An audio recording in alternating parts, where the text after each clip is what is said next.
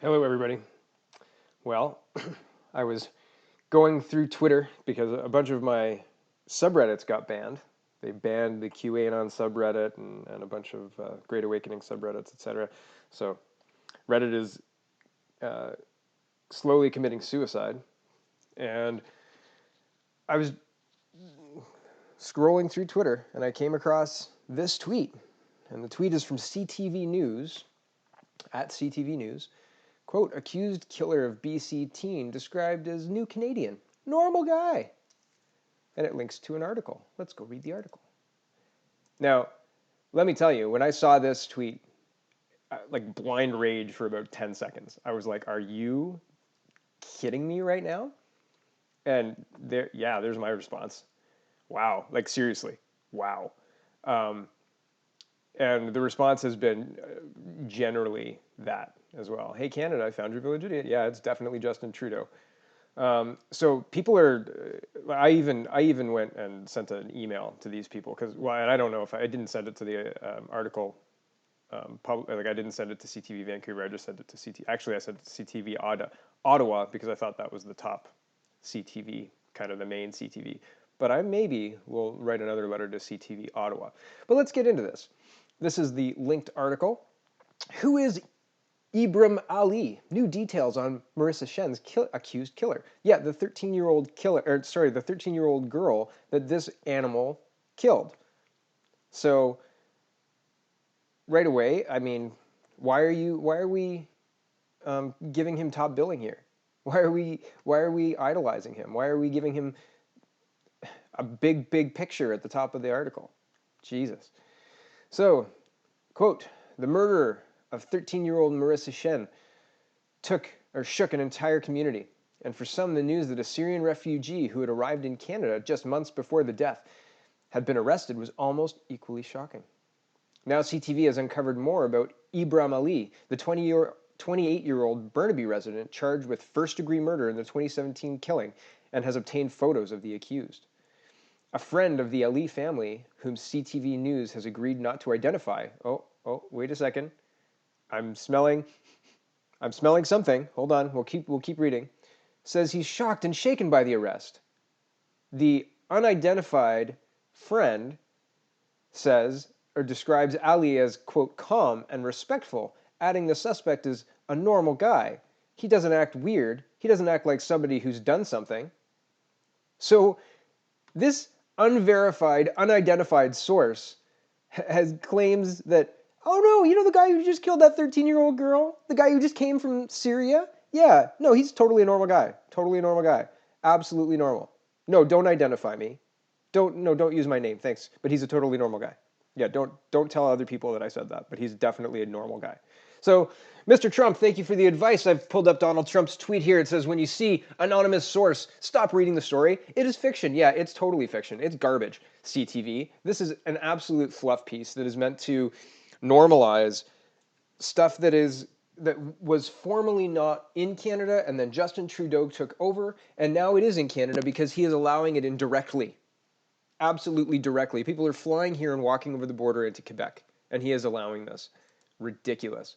So if you think the media is your friend, the media is not your friend. They're on Justin Trudeau's side. They think that anybody who doesn't believe in more immigration, why aren't we taking 500,000? Why aren't we taking 1 million a year? More immigration, you are alt-left. You should not be listened to, you should be ignored. The media is not your friend. Here's an example from Global. On the left, you see published on the same day, August 28th of 2018, and a link will be here in the description to the image, not to either article just because I didn't get it. But on the left-hand side, it says, former Texas police officer convicted of murder and shooting of unarmed black teen. Quote, a Texas jury on Tuesday found a white former police officer, Roy Oliver, guilty of murder for fatally shooting a black teenager. Great. And on the right-hand side, it says, teen charged with attempted murder after German tourist shot in Alberta. Alberta RCMP have laid more than a dozen charges against a youth from the Stoney Nakodo First Nation after a German tourist was shot on an Alberta highway earlier this month. Corporal Peters details the charges. And so, again, highlighting race when the perpetrator is white and not being clear about it, using weasel words, They're not untrue. It's just more difficult to, it's not as accessible. It's not as easy to understand when you use more words. So that's what they're doing. They're trying to obfuscate through not mentioning it, moving it around, etc. Here's CBC News. White police officer who fatally shot black neighbor in Dallas, Texas, charged with manslaughter. The shooting on the Danforth. Here's Toronto Now, or nowtoronto.com. The Danforth shooter at how the Toronto Sun helped the far right exploit a tragedy.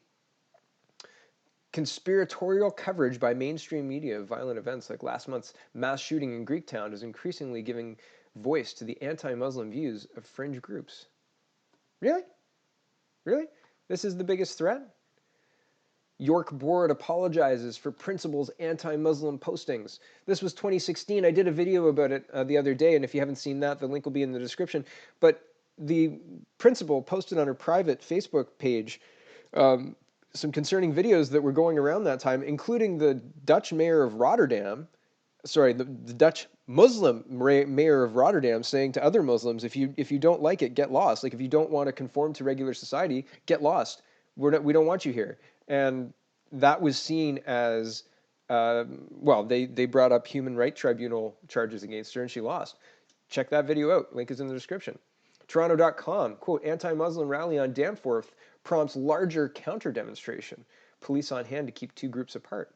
So every time, this is, the media is not on your side. The point of this is to invoke an idea that there is Islamophobia is rampant. This is the streets of England. This is a tweet I came across too, about 10 seconds before I saw the tweet that inspired this video. This is a street in England, according to the tweet, and this is Shiite Muslim men self-flagellating in broad daylight. I mean, this is...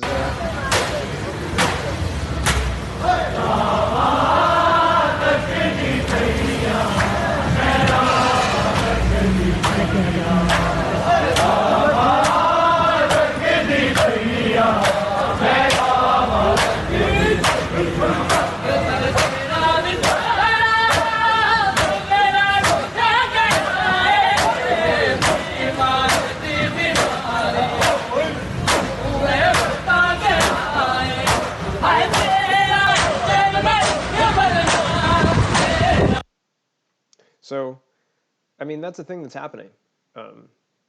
And you can deny it, and you can call me racist for saying that here's video of this happening. I'm not racist. My eyes are open. I see what our media is trying to do. Go read this stuff. This is a Toronto Star article talking about Islamophobia is more rampant in Canada, and alt-right white supremacy is the bed of this Islamophobia. Islamophobiaism, I suppose.